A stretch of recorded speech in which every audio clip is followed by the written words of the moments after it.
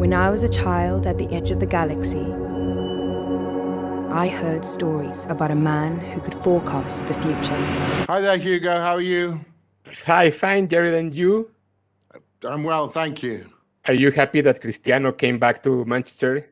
I'm hoping he has that kind of catalytic effect that that Cantona had on that generation when he came back. Because first and foremost, Cristiano is an incredible professional. Of course. He's dedicated to his craft and his skill and improving himself all the time. So yes, I'm excited. It's almost like you, because you have been working for a long time in different projects Did you just compare me to Cristiano Ronaldo? Of course, you're the Cristiano My Ronaldo. favorite person I've spoken to in the last 2 days. Thank you. But it seems like your projects and all the work you have done goes to the past, but now you're going to the future in this series. How does it feel to be jumping around between times like this, but when the drama goes on the subject, like something like a Roman Empire in like Foundation? Yeah. Well, how does it feel? It's a little bit more challenging when you are you're telling a story that exists in a age, a bygone age. It's easy to research and resource that material. When I was taking on the Foundation and playing the role of Harry Seldon, you need to find connections to things that resonate either in your own story or throughout history, identify what those things are and see if you can use them and bring them into the story, because obviously it's an imaginative exercise because that world doesn't exist yet.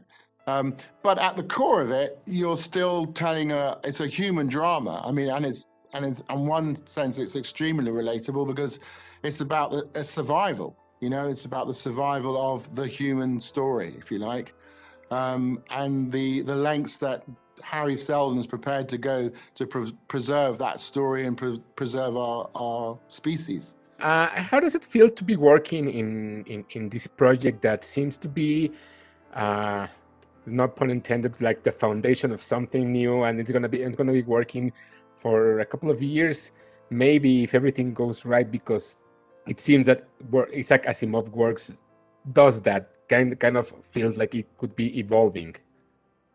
It's a very exciting time. You know, I'm excited for the show to be launched. I'm excited for people to see it and discover it. It was a wonderful thing to be part of.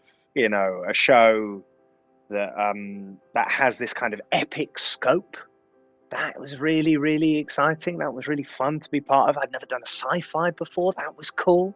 You know, I got a really cool costume.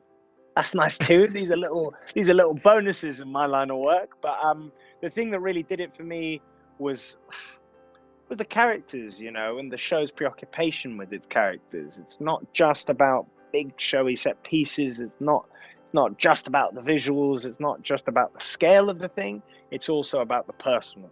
It's also about the private, the intimate stuff, and the relationship between the characters. And as an actor, that's the stuff I'm really drawn to. So, yeah, it was a wonderful show to be part of for all of those reasons. You're a very Shakespeare fan and craft and well-crafted actor.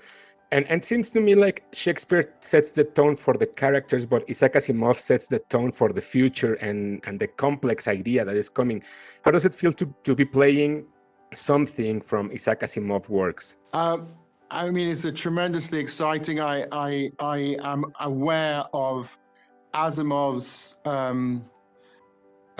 his role in the history, if you'll forgive the pun, in the foundation of the sci-fi genre. That is a huge legacy. So one is aware of that. You must be respectful of that legacy, and the choices that you make can't be disrespectful of that. So, you know, when you start to sort of try to imagine about what this character could look like, what he'd sound like, how he's going to appear, you can shoot off in some sort of wild directions, and then it's useful being able to bring it back to that. Well, this is the original source. This is the original core. This was the original intent. And Harry Seldon casts a huge shadow over the Foundation story, as he does over the series. And one has to be respectful of that in the sense that people aren't going to follow a charlatan, or they aren't going to follow a fool. There's something at his core that is true, that people recognize, and that they are willing to take big risks and to follow him. Talking about this foundation of the characters and this like group that it goes in between, how was working with during COVID-19, that with all these stipulations, and doing maybe something like a big family between you guys and the crew? Yeah, well, as you mentioned, it's a difficult time, right?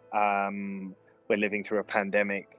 It's frightening times, but I have to say the production did an extraordinary job of keeping us safe, of looking after us. You know, the kind of safety of everyone was paramount, and I think it's the safest I felt for most of this period, because the measures put into place, and yeah, that was really wonderful. That was really reassuring, you know. But in terms of bonding together, making something on this scale with so many elements, with so many people involved, you know, you share a real common endeavor. So it's something that brings people together, and that atmosphere, that camaraderie is vital to facilitate what you're doing, you know, because there are a lot of moving parts and there's a lot going on. But it's also something that I think that elevates it. If people are enjoying what they're doing, they do it better. So it was lovely to be part of a job where the crew were fantastic, where the cast were fantastic, where people were generous with each other. You know, it made it an enjoyable experience. I'm not turning around now.